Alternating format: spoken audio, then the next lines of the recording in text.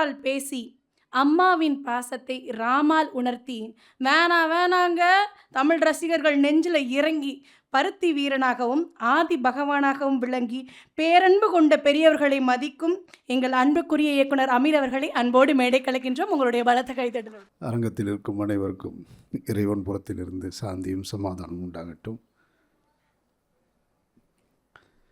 இந்த சுப்பிரமணிய சிவா போராடும் பூரா என்னை ஏதாவது இழுத்து விடுறதே வேலையாக போச்சு. இலக்கிய விழா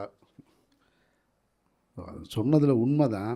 அது எனக்குங்க நான் இந்த நாவல் அறிமுக விழாவுக்கு வரலை, நண்பர் பழனியப்பனுடைய விழாவுக்கு வந்திருக்கேன் அப்படின்றத பணிவன்போடு உங்கள்கிட்ட தெரிவிச்சுக்கிறேன். நான் என்ன பேச போகிறேன் ரொம்ப காத்திருக்கேன்னு சிவா சொல்லிக்கிட்டே இருந்தாப்புல. சிவாவுக்கு தெரியாது, கடந்த முறை இதே அண்ணா நூற்றாண்டு நூலகத்தில் நான் பேசினதுக்காக இனிமேல் அமீர் இந்த அரங்கத்துக்கு கூப்பிடாதீங்கன்னு உத்தரவு வந்திருக்குன்றது தெரியாது போல இருக்கு.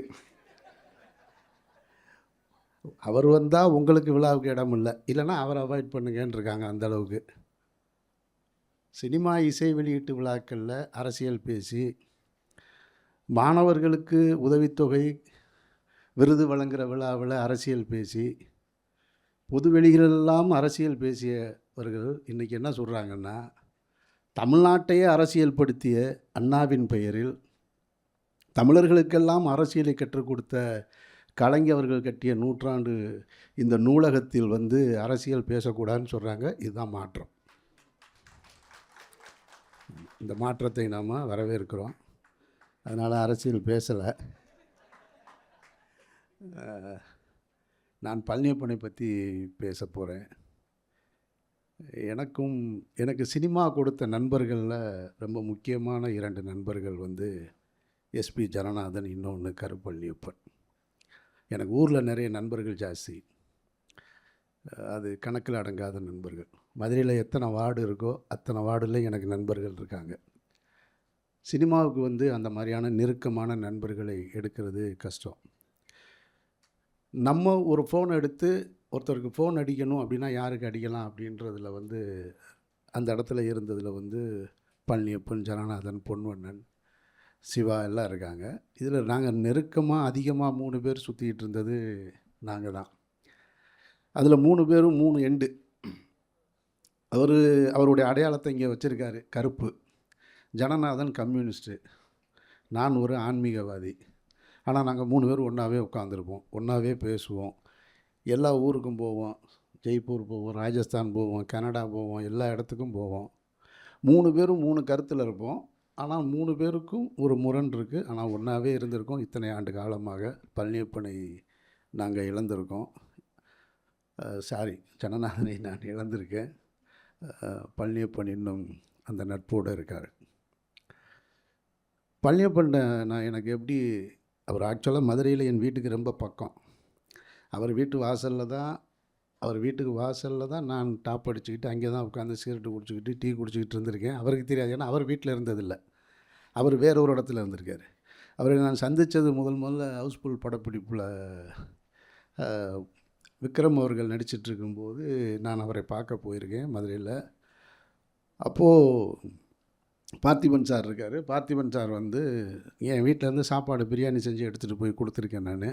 பார்த்திபன் சார், விக்ரம் சார் எல்லோரும் சாப்பிட்டுட்டு நல்லா இருக்குது அப்படின்னு சொல்லி கை கொடுக்கும்போது, ஈவினிங்கு நான் இந்த மாதிரி பழனியப்பன் வீட்டுக்கு போகிறேன் அப்படின்னு சொல்கிறாரு. யார்? பார்த்திபன் சார். இப்போ நான் கேட்குறேன், பழனியப்பன்னா யார் அப்படின்னா, அவர் அவரோட அசிஸ்டண்ட்டு அப்படின்னு. நமக்கு பெரிய ஆச்சரியம், ஒரு டைரக்டர் அசிஸ்டன்ட் டைரக்டர் வீட்டுக்கு போகிறாராம். என்னங்கடா சினிமாவில் எப்படி இல்லாமல் இருப்பாங்க அப்படின்னு. அந்த முகத்தை அப்பவும் பார்க்கல.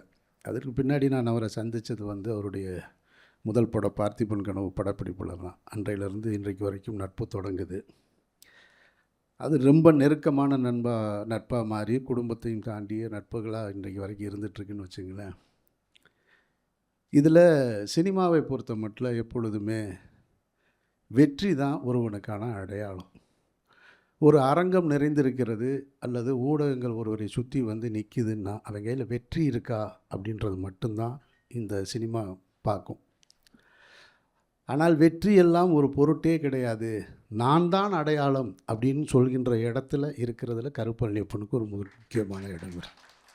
என்னுடைய வெற்றி இல்லை அடையாளம், நான் தான்டா அடையாளம், நான் பேசுவது தான் பேச்சு அப்படின்ற ஒன்றை உருவாக்கிக்கிட்டே இருக்கிறேன். அதனால தான் இந்த விழாவை இப்படி ஒரு நூல் வெளியீட்டு விழாவாகவும் இந்த அரங்கத்தை நிறைச்சி இவ்வளோ பேர் வந்திருக்காங்கன்னா அது பழனியப்பன் என்கின்ற ஒற்றை மனிதனுக்காகத்தான். கதையே இல்லாமல் படம் எடுத்துக்கிட்டு இருக்கிற இந்த காலகட்டத்தில் ஒரு கதை புத்தகத்தை படமாக்க வந்திருக்கிற பழனியப்பனுக்கு என்னுடைய நெஞ்சார்ந்த வாழ்த்துக்கள். இந்த நடிகர்கள், வெற்றியடைந்த நடிகர்களோடு இருக்கிற சின்ன சிக்கல் என்ன அப்படின்னு கேட்டிங்கன்னா, அது எனக்கும் அவருக்கும் கிட்டத்தட்ட ஒரே மாதிரியான வேவ் லென்த்து தான். அதனால தான் நாங்கள் 2 பேரும் ஃபோனில் அதிகம் பேசிப்போம். ஃபோனில் ரொம்ப நேரம் பேசுவோம், நேரில் பார்த்தாலும் ரொம்ப நேரம் பேசுவோம். ஆனால் ஃபோன் பேசும்போது நான் வைக்க மாட்டேன், அவர் சரி வைக்கிறேன் அப்படிம்பார். அவரிடம் ரொம்ப பிடிச்சது என்ன அப்படின்னா, யாராவது வந்து ஒரு நடிகர் ஒரு நடிகர் அவரை பார்த்து கேட்குறாரு, அப்போ சார் இப்போ என்ன பண்ணிகிட்ருக்கீங்க? சும்மா தான் இருக்கேன் அப்படின்னா. சினிமாவில் யாரும் அப்படி சொல்ல மாட்டாங்க. ஒரு ப்ராஜெக்ட் பேசிக்கிட்டு இருக்கேன்பாங்க, இல்லை நடிச்சிக்கிட்டு இருக்கேன்பாங்க, ஒரு தெலுங்கு படம் பேசிக்கிட்டு இருக்கேன் சார் அப்படிம்பாங்க. ஆனால் இங்கே விசாரிச்சிருவாங்கன்றதுக்காக ஆந்திராவை சொல்லிடுவாங்க. இது ஒரு வழக்கமான. அங்கே கேட்டால் தமிழில் ஒரு புது டைரக்டர் பேசிக்கிட்டு இருக்கேன். நம்மள்கிட்ட கோச்சிட்டு போன அசிஸ்டன்ட் டைரக்டர் பூரா இருப்பாங்க, என்னடா செய்கிறேன் நான் டிஸ்கஷனில் இருக்கேன்மா. யார் கூடடா அப்படின்னா, ஒரு புது டைரக்டர் ஒருத்தர் வாய்ப்பு தேடிக்கிட்டு இருக்காரு, அவரோட டிஸ்கஷனில் இருக்கேம்மா. நான் சொல்வேன், நீ என்கிட்ட கோச்சிட்டு போனீங்கன்னா என்னையோட பெரிய டைரக்டர் போ, ஒருத்தன் இப்போ தான் வாய்ப்பு தேடிக்கிட்டு இருக்கான்ற அவங்க கூட போய் டிஸ்கஷன்லேருந்து ஏன்டா வருவேன்னு.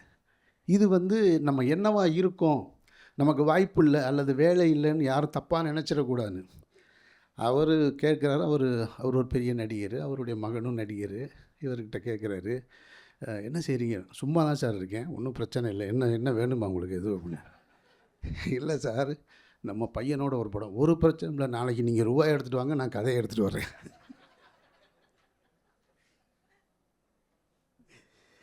அதுதான் அவருடைய ரொம்ப முக்கியமானது. அப்போ இந்த நடிகர்கள் என்ன பண்ணுவாங்கன்னா, இப்போது எல்லாருக்குமே இப்போ வெற்றி அடைஞ்ச உடனே அவங்க கேட்குறது பவுண்டட் ஸ்கிரிப்ட் வேணும் அப்படிம்பாங்க. இந்த பவுண்டட் ஸ்கிரிப்ட் இந்த பவுண்டட் ஸ்கிரிப்டில் என்ன இருக்குதுன்னு எனக்கும் தெரியலை. ஏன்னா நானும் அதை எழுதுனதில்லை, நானும் அதை பார்த்ததும் இல்லை. இப்போ நான் நடிக்க ஆரம்பிச்சிருக்கேன், அதனால் என்கிட்ட பவுண்டட் ஸ்கிரிப்ட்னு கொண்டு வர்றாங்க. இந்த இவ்வளோ தான் இருக்குது, இது எப்படி படமாகும்னு எனக்கும் தெரில. அப்புறம் நிறைய பேர்கிட்ட போனால் பவுண்டட் ஸ்கிரிப்ட்னு சொல்கிறாங்க. ஆனால் வர்ற படத்தெல்லாம் பார்த்தா உண்மையிலே பவுண்டு படிச்சுட்டு தான் நடித்தாங்களா அப்படின்ற கேள்வியும் நமக்கு இருக்குது.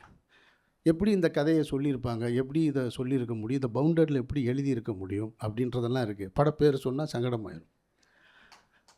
அதனால் பழனியப்ப என்ன பண்ணிட்டார், இந்தடா ஒரு பவுண்டட் ஸ்கிரிப்ட் கொடுத்துருக்கேன்னு காலி வாங்கிட்டு, நான் வச்சுக்க ஒரு பவுண்டட் ஸ்கிரிப்ட், யார் கேட்டாலும் ஊருக்கே கொடுத்துட்டேன், எல்லோரும் படிச்சுக்கங்க. அப்படி தான் நான் இந்த படத்தை பார்க்குறேன். நான் அதை தாண்டி பாலச்சந்தர் சாருக்கு பிறகு திரைப்படங்களில் அந்த ஆடியன்ஸ், அந்த விஷுவல்ஸை கொண்டு வந்தது பழனியப்பன் மட்டும்தான், வேறு யாருமே கிடையாது. இது நான் அவருடைய முதல் படத்திலே சொல்கிறேன்.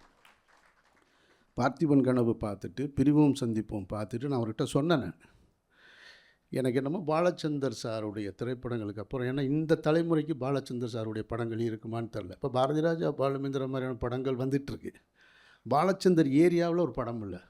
என்னடா நீ பேசுகிறியா? அதை நான் அவர்கிட்ட சொன்னேன். அப்போ அவர் சொல்லும்போது, அதெல்லாம் விடுங்க, வர்றது நமக்கு என்ன வருதோ அதை எடுப்போம், அதுதான் அவருடைய பாணி. அவருடைய மந்திர புன்னகை பண்ணும்போது டெய்லி ஃபோன் பண்ணி கேட்பேன் நான், என்னங்க படம் எப்படி வந்துட்டுருக்கு, சூப்பராக இருக்குது அப்படிம்பார். எப்படி இருக்குது? நல்லா இருக்குன்னு. அவர்கிட்ட என்ன பழக்கம்னா, மந்திர புன்னகை திரைப்படத்துக்கு அவர் என்ன நடிக்க வைக்கணும்னு அவர் கேட்குற ஐடியாவில் இருந்திருக்கார். அவர் கேட்டிருக்கலாம், ஆனால் அவர் கேட்காம யோகி திரைப்படம் ரிலீஸ் ஆகி ஓப்பனிங் ஷோ பார்த்துட்டு வெளியே வந்த உடனேயே அவர் என்ன முடிவு என்னை பார்க்குறாரு, போயிட்டு என்ன சொல்கிறாரு, ஒரு படம் வந்துருச்சு, வந்த உடனே போய் ஒருத்தர்கிட்ட போய் வாய்ப்பு கேட்டு, நான் முன்னாடியே கேட்டிருக்கணும், இப்போ கேட்டால் நல்லா இருக்காது, அதனால தான் நானே நடிச்சிட்டேன் அப்படின்னு சொல்லி மந்திர புண்ணையை நடித்தார். இப்போது என்னுடைய திரைப்படத்தில் நடிச்சிட்ருக்கார், இறைவன் மிகப்பெரியவன். அப்போ சொன்னார், இப்போ ஒரு படம் பண்ண போகிறேன் அப்படின்னு. எப்பயுமே என்ன படம் பண்ண போகிறேன்னு முதல்லே சொல்லிடுவார். இந்த டைட்டில்லாம் சொல்லலை, ஒரு படம் பண்ண போகிறேன்னாரு. இந்த மாதிரியான ஒரு பட்ஜெட்டு, இப்படி ஒரு செட்டப் வந்திருக்குன்னு. நான் உடனே ரொம்ப அக்கறையோடு கேட்குறேன், என்ன கரு சொல்லுங்கள், ஏதாவது இந்த பட்ஜெட்டுக்குள்ளேனா நான் ஒரு படம் ரெஃபரன்ஸ் சொல்கிறேன், அந்த படம் பாருங்கள், அந்த படத்தை பார்த்துட்டு உங்களுக்கு ஓகேன்னா நான் பண்ணுறேன். இப்போ நான் ஒரு 2-3 படம் நடிச்சிட்ருக்கேன், அதனால் நான் சொல்கிறேன், உங்களுக்கு ஏதாவது பிரயோஜனப்படும்னா பாருங்கன்னு. நான் சொன்ன படத்தை பார்த்துட்டு, இல்லை அதில் ஒன்றும் இல்லை அப்படின்னாரு. அப்புறம் இந்த படத்தை சரி அந்த கதையவாது சொல்லுங்கன்னு. அது உங்களுக்கு சரியாக வராதுங்க, அது காளி வெங்கட் தாங்க கரெக்டாக இருக்குது, விடுங்க அப்படின்ட்டார். இதுதான் ஒரு இயக்குனருடைய பார்வை. இதை ஒரு நாயகர் புரிந்து கொள்வது ரொம்ப கஷ்டம். அவர் நானே வரேன்னு சொன்னாலும் நீ வேணால் எனக்கு காளி வெங்கட் போதும்ன்றது தான் ஒரு இயக்குனருடைய பார்வை. அந்த பார்வையில் தான் படமாக்க முடியும். அதனால தான் இதை உண்மையில் அவர் சொன்னது கரெக்டு தான். நான் அப்படி உட்காந்து தக்காளி வெட்டிக்கிட்டு இருந்தால் நல்லா இருக்காது. அவர் அப்போ தெளிவான முடிவை எடுத்திருக்காரு. அதனால் பழனியப்பனுடைய அந்த எழுத்துலையும் அவருடைய இங்கே யுகபாரதி சொன்னது போல் அவருடைய பாடல் காட்சிகள் பிடிக்கும். இந்த புத்தகத்தில் ஏதோ நிறைய கிளுகிளுப்பான காட்சிகள் இருக்குன்னு அவர் நல்லா படமாக்குவார். ஏற்கனவே ஒரு மம்தா மோகன் தாஸ் சாங் ஒன்று இருக்கும், என்ன படம், சிவப்பதிகாரத்தில். நான் அப்படி பார்த்தேன், என்ன ஆளுக்கு இந்த விஷுவலுக்கும் சம்மந்தமே இல்லை. அதனால் நல்லா படமாக்குவார். அதனால் நிச்சயமாக குக்கர் திரைப்படம் ஒரு நீண்ட ஒரு இடைவெளிக்கு பிறகு ஒரு மனதை நெருடுகிற படமாக இருக்கும் அப்படின்ற நம்பிக்கை இருக்குது. நான் இந்த மாதிரியான சங்கடங்கள் வந்துடக்கூடாதுன்னு தான் நேற்று ஃபோன் பண்ணேன் அவருக்கு. ஏங்க, மற்ற ஃபங்க்ஷனில் போய் புத்தகத்தை பற்றி பேசலாம் பரவாயில்ல, உங்கள் ஃபங்க்ஷனு தயவு செஞ்சு புத்தகத்தை கொடுத்து விடுங்க, ஒரு 4 பக்கமாவது படிச்சுட்டு வரேன்னு. அதனால் என்ன நல்லா கொடுத்து விட்டா போச்சுன்னாரு. இப்போ வரையும் கொடுக்கல. ஸோ அதனால் இது கருப்பொருளுடைய வெற்றியை ஒரு மனிதனுடைய முயற்சி, அவனுடைய சிந்தனை, அவனுடைய அறிவு, அவருடைய வாழ்க்கை பாதையை தன்னை எப்படி வச்சுக்கிறது அப்படின்றது இருக்குல்ல. யுகபாரதி சொன்னது போல் அரசியல் பயணம் ஒரு சின்ன தேக்க நிலையை ஏற்படுத்திடுச்சு. அதனால் இழந்தது அவர் அதிகம். அதை சொல்லுவார், என்னைய நீங்கள் யார்கிட்டையும் சொல்லாதீங்க, நீங்கள் யார்கிட்டையும் சொல்லக்கூடாது, நீங்கள் யார்கிட்டையும் சொல்லக்கூடாது அப்படிம்பார். இங்கே கெட்டதெல்லாம் கெட்டவனெல்லாம் எல்லாத்தையும் சொல்லிக்கிட்டு இருக்காங்க, நல்லவர்கள் நல்லதையும் சொல்லித்தாங்க ஆகணும். நீங்கள் வெறுமனே அதை மட்டுமே கேட்டுகிட்டே இருக்கிறவங்களுக்கு மத்தியில் உண்மையிலேயே நம்ம யாருன்னு தெரியாது. இவர் ஏதோ ஒரு கட்சிக்கு ஆதரவாக, ஒரு கொள்கைக்கு ஆதரவாக நின்னாருன்ன உடனே மொத்த காசையும் அந்த கட்சியிலேருந்து மாதம் மாதம் செக்காக கொடுத்துட்டாங்க போல இருக்கு, நம்பிக்கிட்டு இருக்காங்க. அவர் தன்னுடைய சொந்த பணத்தை இழந்து நிறைய இழப்புகளை சந்தித்து தான் இருக்கார். நானும் அப்படி தான் இருக்கேன். ஆனால் வெளியில் இருக்கவங்களுக்கு அது தெரியாது. நான் சொல்லுவேன், அதெல்லாம் சொல்லணும். எல்லா நேரமும் நம்ம அமைதியாக இருக்கக்கூடாது. அமைதியாக இருந்தால் பெட்டி வாங்கிட்டோன்னு நம்பிடுவாங்க, அதனால் சொல்லுவோம் அப்படின்னு. அதனால் மீண்டும் தன்னுடைய இயக்கத்தில் மூலமாக திரைப்பயணத்தை துவங்கியிருக்கிற கருப்பழனியப்பனுக்கு என்னுடைய நெஞ்சார்ந்த வாழ்த்துக்கள். இந்த படம் மீண்டும் நான் ஒரு பாலச்சந்தர் படம் பார்த்தது போல் ஒரு நிறைவு எனக்கு தரும்ன்ற நம்பிக்கையோடு காத்திருக்கேன். வாழ்த்துக்கள் காளி வெங்கட் மற்றும் ஜஸ்டின் பிரபாகரன் மற்றும் அப்புறம் சங்கீதா மேமுக்கு. ரொம்ப உண்மையிலே அவங்கள உள்ளே நுழைஞ்ச உடனே அவங்களுடைய புன்முறுவலோடு அந்த சிரிப்பை பார்க்கும்போது பூவே உனக்காக ஞாபகம் வந்துருச்சு. வாழ்த்துக்கள். இந்த மாதிரியான ஒரு டீமை செட் பண்ணதுக்கு நன்றி. இந்த விழாவுக்கு என்னை அழைச்சதுக்கு நன்றி.